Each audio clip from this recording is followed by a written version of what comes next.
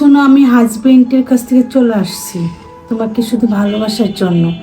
আর এখন তুমি এই কথা বলছো? আমি কিনে দেবো তো। সত্যি বলতেছো? প্রমিস করো। হাঁটতে যেতে হবে। কি ব্যাপার? ভাবির কণ্ঠ মনে হইতেছে এখান থেকে। তোমার জন্য আমার জান করবান, প্রমিস কি আমি দিব তো বেবি। আমি তো তোমাকে খুশি করার জন্য কথাই দিলাম, তুমি আমাকে খুশি করবে না বলো? কেন করবো না? খুশি করার জন্যই তো আসছি।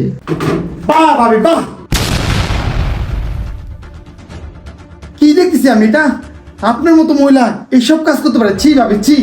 আপনার হাজবেন্ড অসুস্থ এখানে পড়ে আছে, আপনার একটা ছেলে আছে, আপনি কিনা একটা ছেলের বয়সের ছেলের সাথে ছি ভাবি ছি! যেটা আমার বলতেই ঘৃণা হচ্ছে। দেখো নয়ন, আমার পার্সোনাল ব্যাপার না, তুমি নাক গলায় না। আর তোমার ভাইকে আমি কতদিন বসে বসে পালবো বলো?